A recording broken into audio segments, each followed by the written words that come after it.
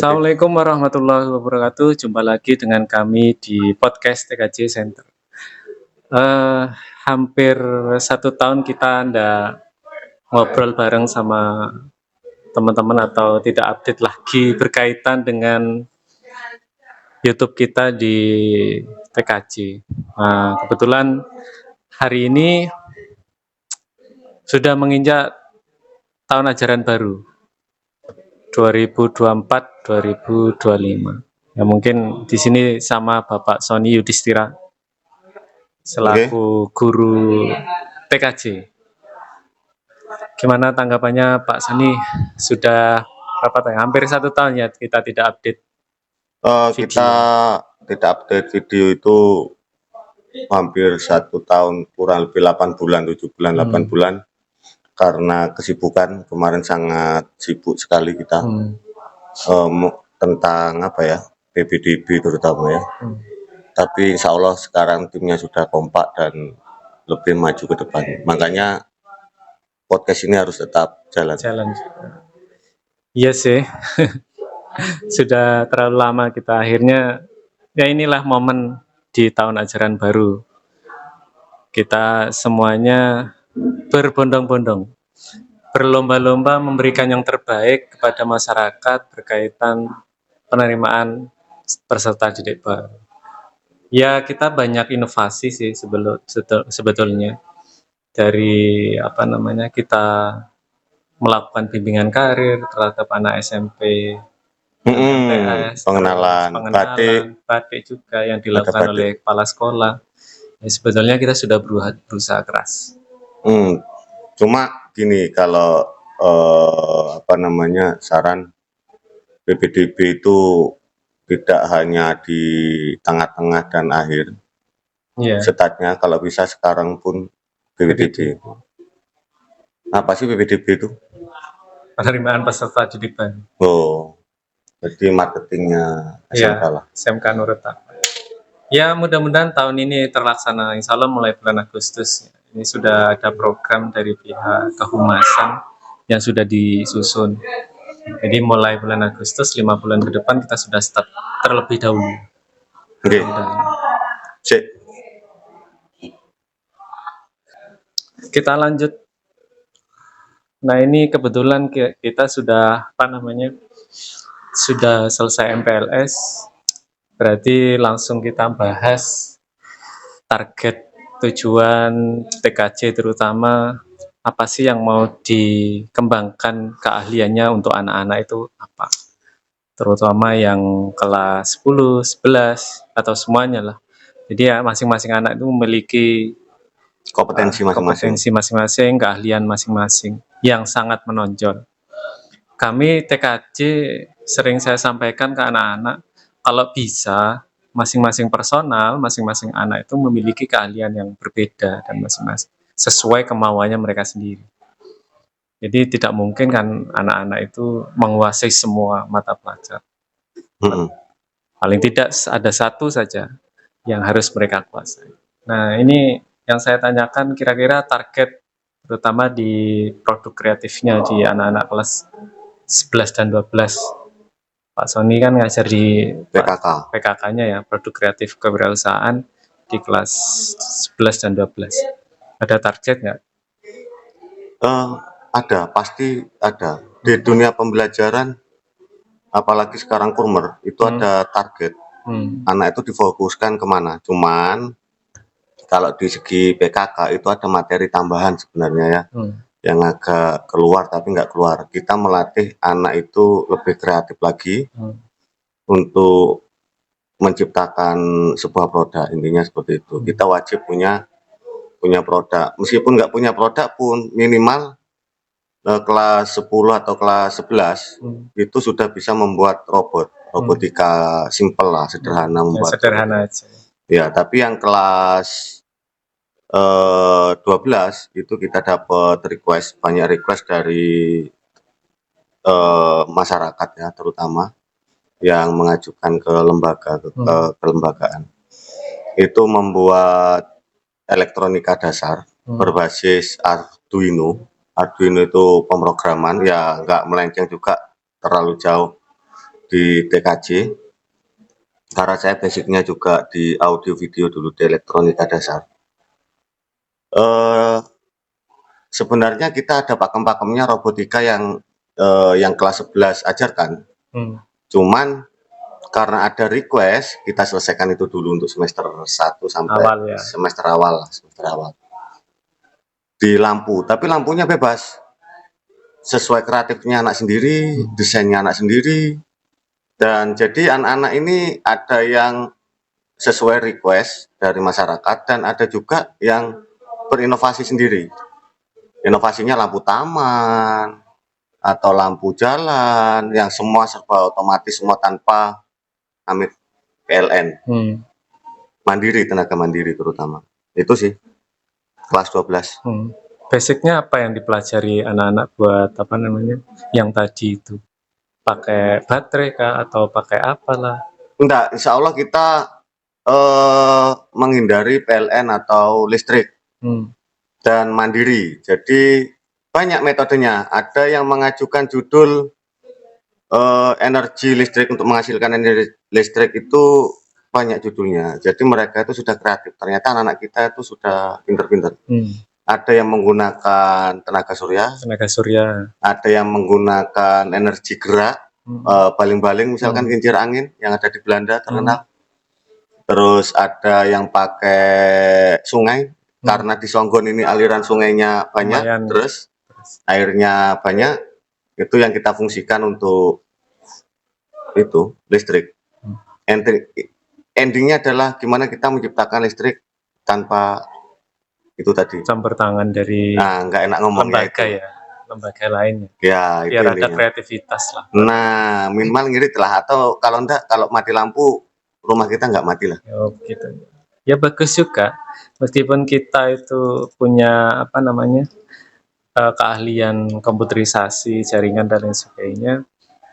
Pemerintah juga mengarahkan kita ke kurikulum yang berbeda, lebih apa ya, lebih bervariasi lah.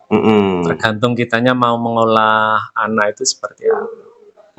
Tergantung sekolah mau tujuan atau maksud yang mana itu terserah sekolah.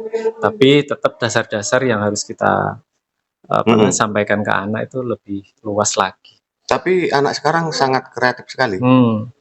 Begitu kita kasih tema, membuat apa saja, yang penting basicnya adalah tanpa listrik, kita harus mandiri, mereka langsung bikin semuanya secara otomatis. Tergantung kita berapa watt, berapa, misalkan rumah 220, terus butuh watt tanpa genset, kan pakai bensin ya, tanpa apapun itu, pakai baterai biasa, dan itu bisa ngisi secara otomatis, entah itu pakai energi gerak atau energi baling-baling itu tadi, atau energi surya. Yang penting dia bisa menampung dan menghidupkan satu rumah. Tapi tidak hanya itu elektronikanya Bapak. Untuk otomatisnya, sistemnya kita pakai Arduino. Misal contoh kamar mandi yang kayak di hotel, gimana caranya kita bisa otomatis.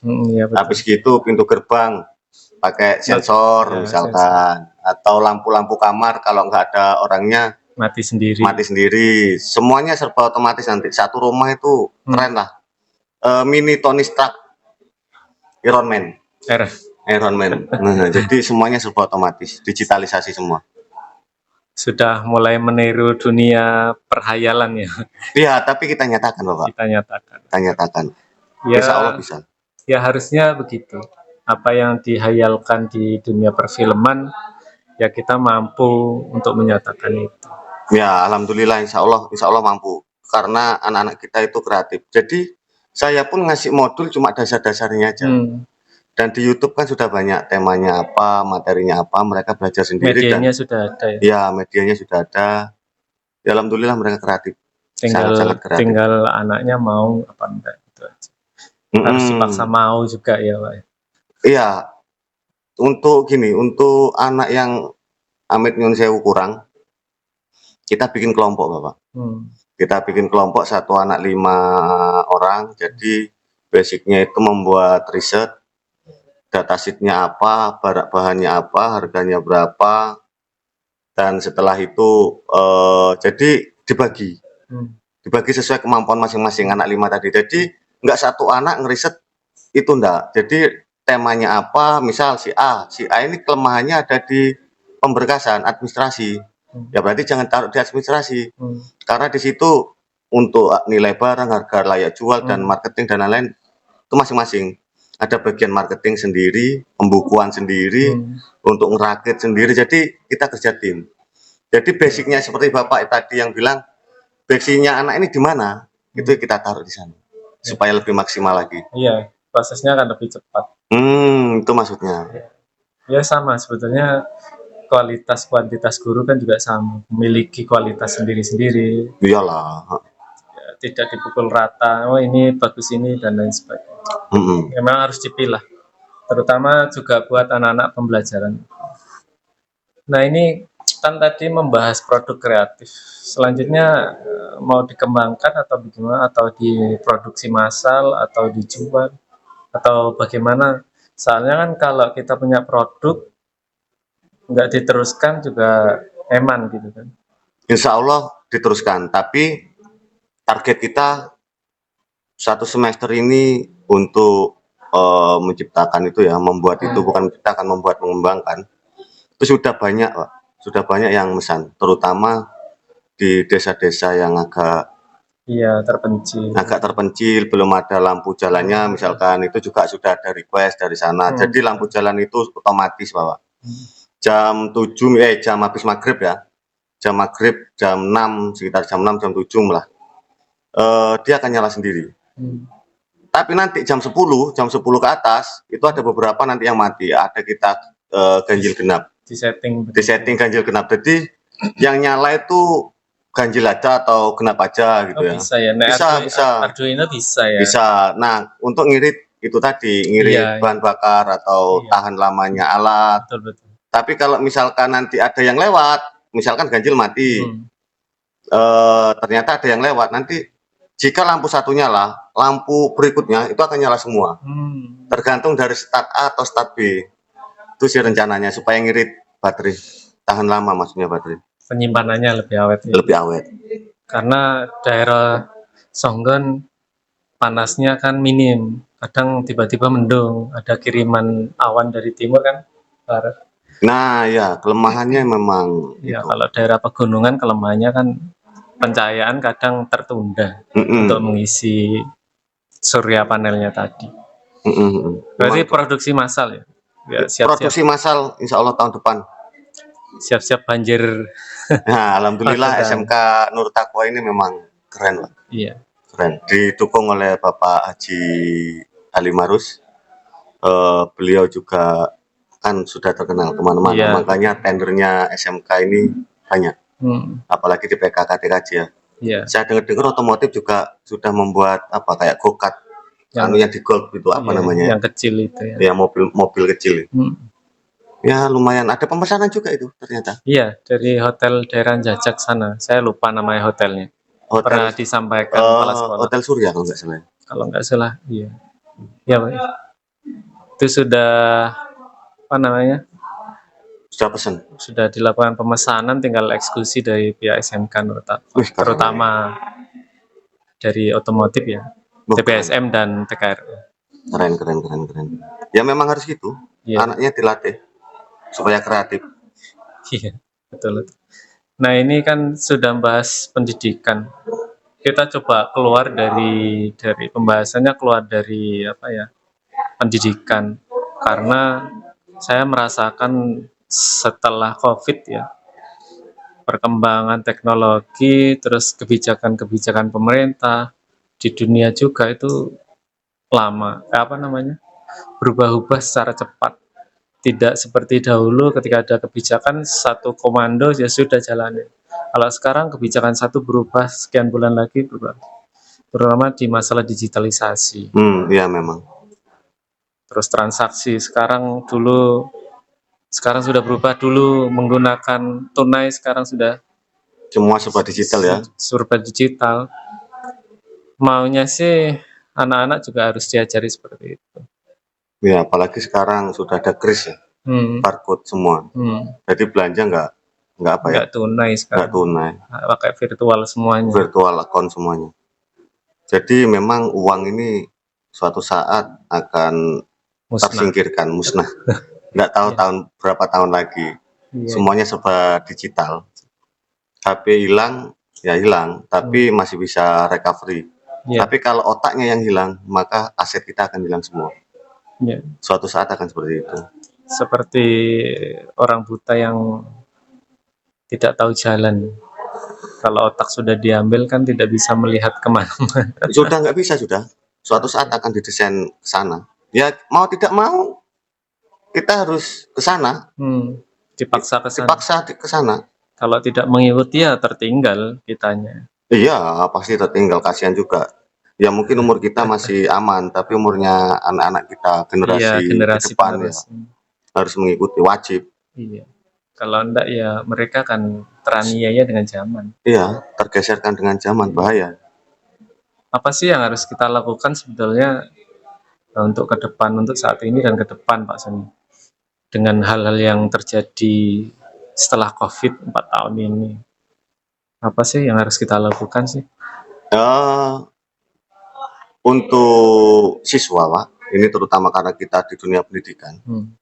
Siswa itu harus berani upgrade ke ke IT, ke tim IT, ke semua serba IT semua, ke digital. Apalagi sekarang sudah banyak di Google, sudah ada Google dan banyak materi-materi untuk ke depan itu seperti apa. Tinggal gurunya ini mampu nggak mengarahkan mereka. Jangan sampai mereka itu ya benar dibatasi, tapi jangan sampai membatasi hal-hal yang positif di dunia internet, dunia Google.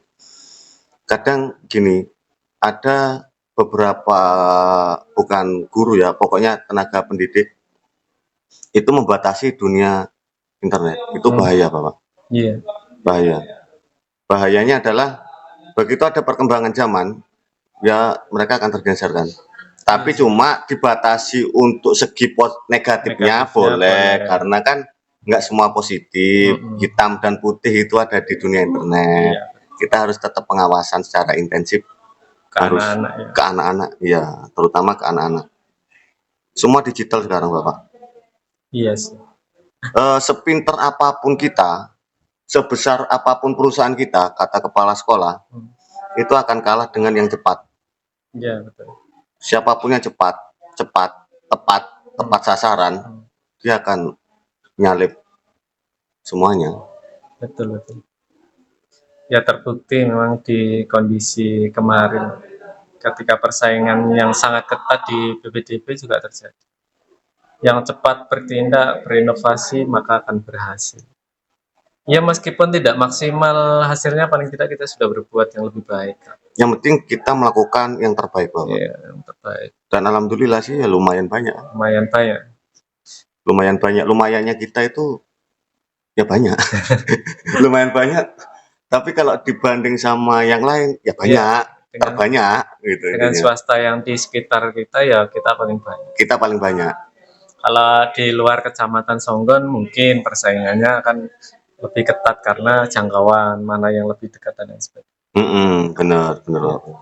Sambil ngopi, Pak. Monggo, Pak. Siswa kita ada juga yang dari Bali, dari Kalimantan. Kemarin yang Papua. Ya, yang Papua, yang kelas 11 sekarang nih Papua. Aceh ada, yang tahun NTT. ini dari Bali. NTT ada. Terus ada yang dari mana namanya? Situbondo juga ada di Indonesia. Situbondo, Jember. Malah yang lulusan kakak kelas kemarin dari Aussie ada. Australia. Oh iya deh. Namanya siapa lupa saya. Matthew, namanya Matthew. Dari Australia. Jadi SMK Nurul Taqwa ini nggak kaleng-kaleng, Bapak. Jadi memang sudah mendunia internasional. Internasional, Matthew. Jadi sampai gurunya ini ngajari bahasa Indonesia. Karena dia logatnya logat Inggris, semuanya Inggris, dan semuanya Inggris. Dan alhamdulillah kemarin lulus dengan prestasi terbaik. Terdisiplin. Bukan terpintar. Jadi kita nggak usah minder sama orang-orang luar, otaknya itu sama aja. Mereka adalah menang disiplin, Bapak. Iya, betul. Otak kita itu lebih pintar dari mereka, cuma kalahnya satu, nggak disiplin. Nggak disiplin. Tapi mereka disiplinnya, Luar nggak pernah biasa. telat, nggak pernah pernah On sakit. time. On time. Kayaknya sakit itu hampir nggak pernah gitu ya, karena telah disiplin. Keren. Saya salut sama Matthew yang memang Aussie, Australia. Sangat beda sekali sama orang Jawa aslinya, Pak. Ya memang gimana lagi ya. Ya kemarin sempat ngobrol sama Matthew, rencananya dia mau kuliah. Kuliah di mana? Di sini, Poltek Banyuwangi. Poltek Banyuwangi. Ya mudah-mudahan sukses lah, Matthew memang keren. Pakai jalur apa? Dia pengennya pengen yang reguler aja. Oh ya wis, biarkan yang lain pakai jalur yang semestinya. Ya memang itu secara finansial kan kuat. Dan kuat. Nah di sini punya POM. Habis itu apalagi Aussie, satu US Aussie di sini kan bisa lunas gitu. Iya. Kuliah. Luar biasa. Ya memang keren. Itulah perbedaan antara kita. Cuma gini, gimana caranya kita mendisiplinkan siswa? Mungkin ini bagian kesiswaan ya, masukan aja kalau misalkan intinya siswa itu jangan sampai banyak terbebani dengan masalah-masalah siswa itu sendiri. Kasih mereka agak kelonggaran sedikit supaya mereka bisa berkreativitas tanpa takut, tanpa apapun itu. Dan kalau bisa piye carane pada saat itu, pada kondisi itu, siswa itu wani ngomong nang gurune gitu, Pak. Tinggal gurune yang mengarahkan. Lek di Senen itu siswa iki ya segitu itu agak bahaya lah. Ya enggak apa-apa, ini kan masukan, siapa tahu ada yang nonton. Kalau marah ya jangan sering-sering. Nah intinya itu siswa itu zaman sekarang kasih kelonggaran kebebasan sedikit lah. Tapi tetap diarahkan. Tapi kalau misalkan dikencengi ya alhamdulillah juga. Itu memang siapa ngerti kayak Matthew, disiplin banget, kenceng banget, disiplin banget. Nggak pernah telat, nggak pernah ini. Nggak pernah protes sama guru. Nggak pernah protes. Pokoknya manut, ya pinter tapi ya kan. Bener. Ya pinter. Nah, pinter kendel bener mana? Tinggal apa kreativitas ya Matthew aja. Iya sih. Dia banyak membantu kok ke kita. Iya banyak, sangat-sangat banyak membantu. Memang dunia pendidikan ini paling sentral untuk masa depan. Kalau sampai dunia pendidikan ini merongsot, Pak, progresnya merongsot, bahaya sekali. Iya. Iya sih, harusnya yang formal ini harus lebih didukung. Karena kita dari mulai datang sampai pulang pun benar-benar diarahkan anak-anak. Ya di luar sana ada yang formal yang didasari, yang dikembangkan oleh pemerintah. Tapi yang kami khawatirkan ketika anak-anak itu nyaman di sana, malah yang formal yang benar-benar datang pagi, pulang siang, ini akan tergeser secara moralitas. Iya benar. Karena kan di sini juga dasarnya pembiasaan kan. Benar. Pembiasaan suatu saat mereka masuk ke industri itu benda kaget sebetulnya. Nah, itu yang dimaksud, Tapi di sini kita juga mulai kelas 2, mungkin nanti dibahas berikutnya. Ada namanya UPJ, Unit Pelayanan Jasa Standarisasi Perusahaan, Bapak. Yang di depan siswanya jadi bisa belajar di sana. Nggak kaget waktu PSG, waktu kerja itu sudah. Siswa kita mentalnya keren-keren. Betul. Ya kita juga, saya terutama di BKK. Nanti tiap bulan ada bimbingan karir buat anak-anak yang mau kerja terutama. Ya, harus diarahkan lah. Dipaparkan SOP-nya bagaimana, di perusahaan itu bagaimana. Karena sampean di BKK pernah jadi humas kah? Sekarang gantian saya yang tanya. Iya. Pernah jadi humas? Alhamdulillah humas. Periode 2003. Berapa tahun? 6 bulan? Dengar-dengar 6 bulan. Iya, enggak sampai 1 tahun. 1 semester lah, anggap aja. Progresnya, Pak. Saya sekarang tanya ya, bukan progresnya SMK ini. Ini kan ada berapa jurusan? 1, 2, 6. 6. Ada 6 jurusan. Itu kan biasanya kalau sampai di Humas, itu kan dari sekolah intern keluar.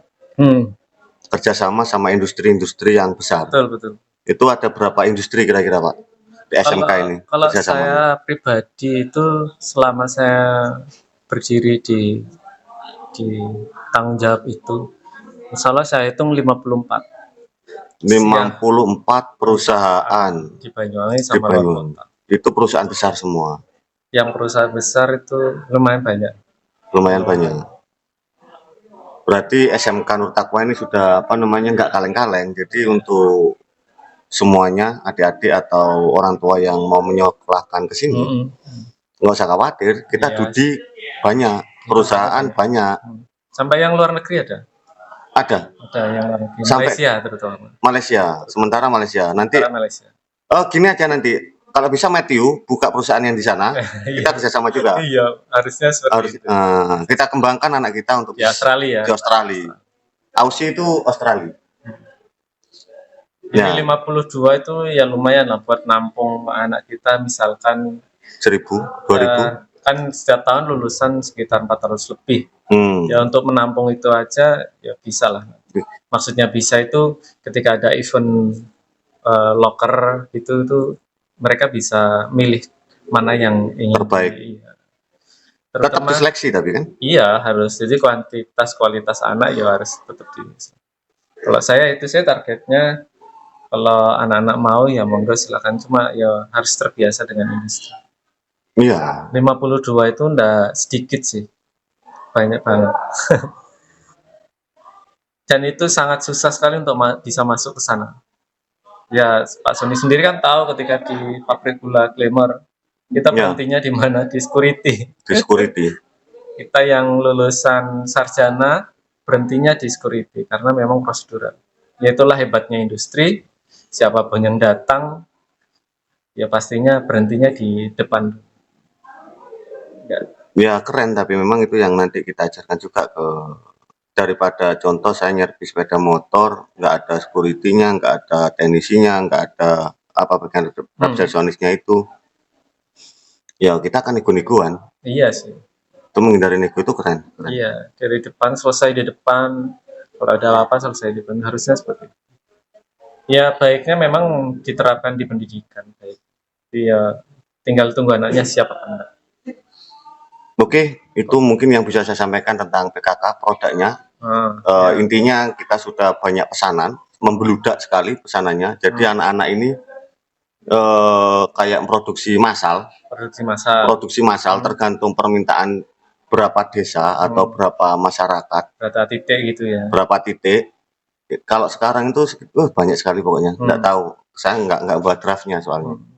Kalau ada draftnya saya tahu. Ya mungkin dipromosikan juga di lewat YouTube kita ini dipromosikan juga, barangkali tidak untuk desa saja tapi untuk perumahan.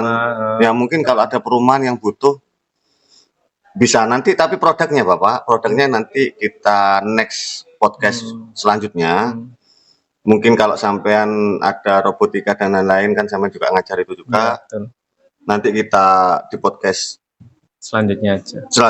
Sambil marketingan. Oke, nanti kita bahas ke podcast selanjutnya karena memang materinya kita yang harusnya dipersiapkan tidak sama sekali untuk hari ini. Nah, itu kita masih membuat produk, masih ngeriset daya tahannya berapa tahun.